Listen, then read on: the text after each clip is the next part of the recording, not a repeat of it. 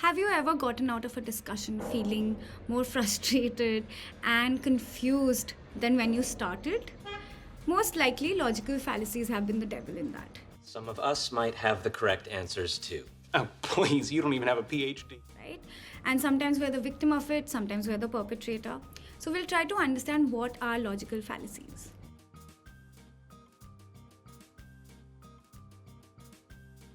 Logical fallacies are anything which kind of derail, exaggerate, and takes away from the argument or the debate that we're having. For a meaningful debate or a discussion to happen, it needs to be logical. It needs to follow certain patterns and rules so that we come to a good, meaningful solution or conclusion.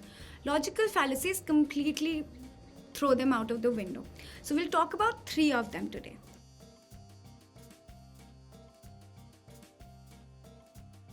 The first one is called ad hominem. It's an argument where the person attacks your personal trait instead of the argument you've actually given. For example, you give an argument, a very eloquent one, on climate change, how it's happening, all the data, everything, and then the person just attacks your grammar. How does that matter? When we are talking about climate change, let's say you have the worst English in the world.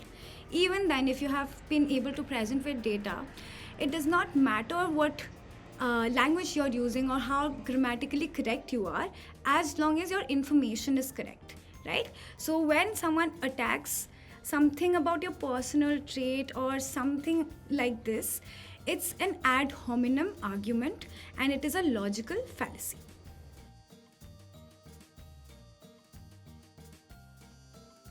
Second logical fallacy we'll talk about is the straw man argument, and it's ridiculous and annoying at the same time.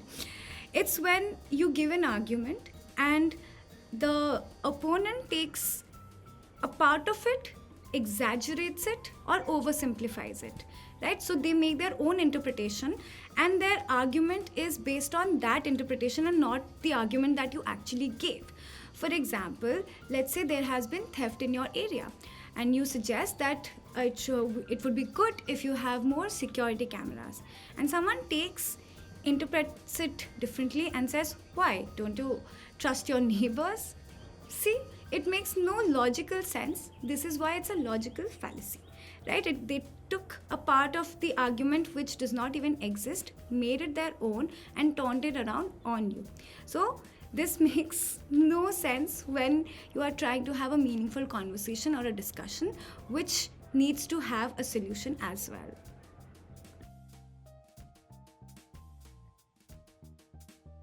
The third logical fallacy we'll talk about is false dilemma or false dichotomy.